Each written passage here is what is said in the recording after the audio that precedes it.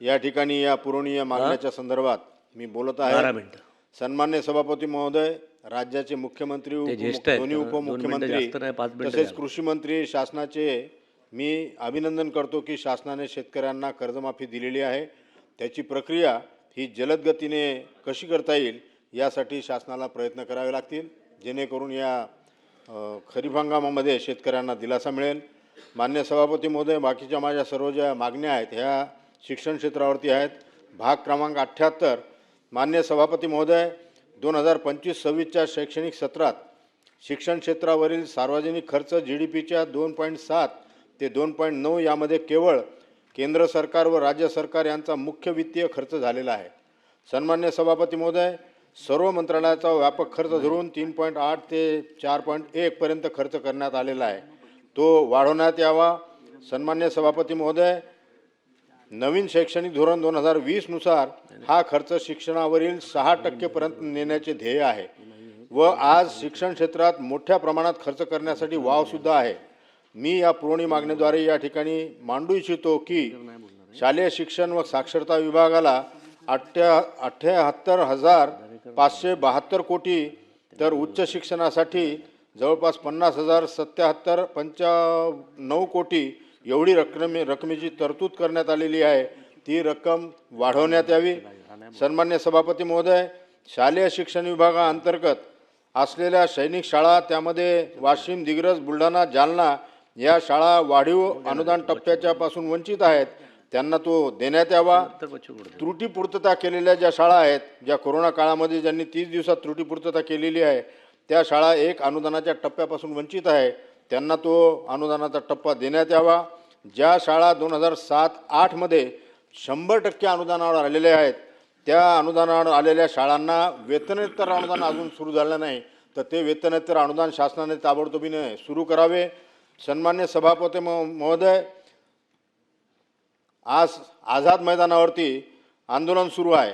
प्राथमिक, माध्यमिक, उच्च माध्यमिक शाळा व तुकड्यांना वाढीव अनुदान टप्पा मिळणे अत्यंत आवश्यक आहे, तो वाढीव टप्पा त्यांना देण्यात यावा। आणखीन त्यांना प्रचलित धोरण त्या अंशतः अनुदानित शाळेला लागू करण्यात यावे, जेणेकरून अशा प्रकारचे आंदोलन शिक्षकांना त्या आझाद मैदानावर करायची आवश्यकता पडणार नाही।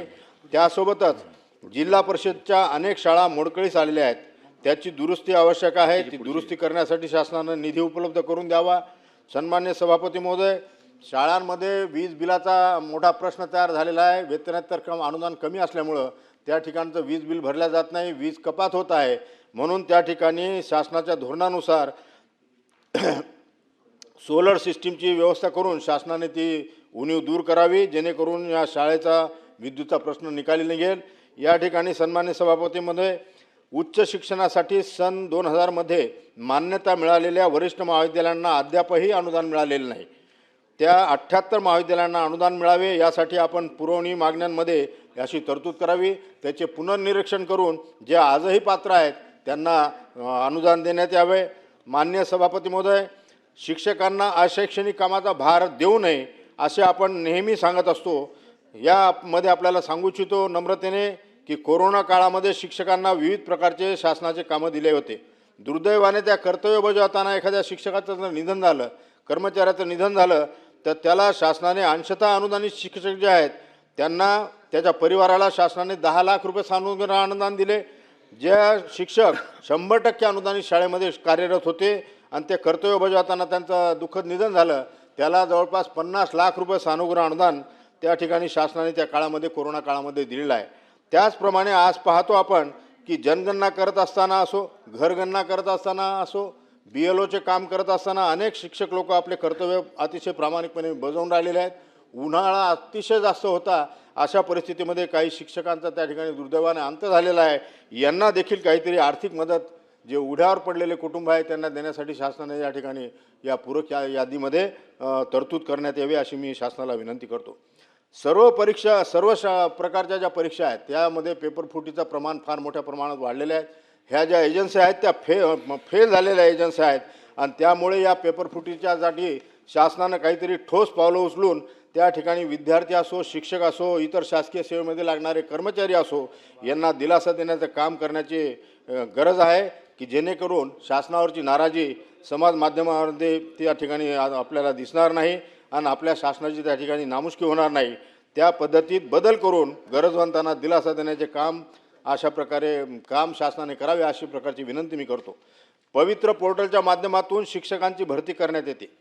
त्यामध्ये बदल करून विभाग स्तरावर 70% आणि शिक्षकांना त्या विभागात संधी मिळाली पाहिजेत व उर्वरित 30% जागा ज्या आहेत त्या इतर जिल्ह्यातल्या शिक्षकांना मिळाली तर काही हरकत नाही. परंतु अशा प्रकारचं काहीतरी या विभागाला न्याय देण्याचं काम शासनाच्या माध्यमातून झालं पाहिजे असं या पुरवणी यादीमध्ये मी नम्रपणे सांगू इच्छितो. सामाजिक न्याय विभागाच्या अंतर्गत शाहू फुले आंबेडकरच्या माध्यमातून त्या ठिकाणी जवळपास 175 आश्रमशाळा गेल्या 20 वर्षापासून विद्यादानाचं काम त्या ठिकाणी करत आहेत.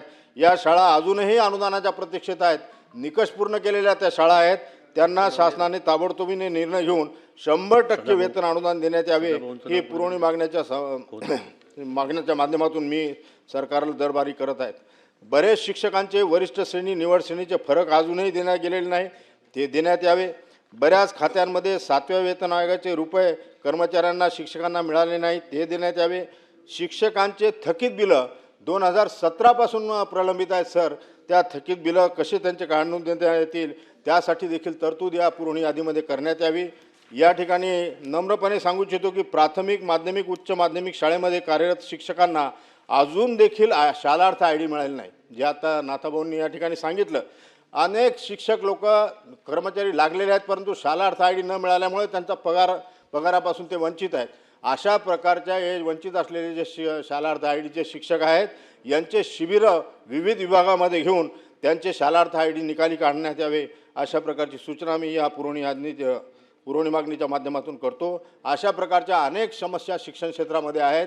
सन्मान्य सभापती महोदय, आपण मला बोलण्याची संधी दिली, परंतु या ठिकाणी शिक्षण क्षेत्राकडे अतिशय कर्तव्यपूर्व पाहून शासनाने यांना दिलासा द्यावा अशी मी विनंती करतो.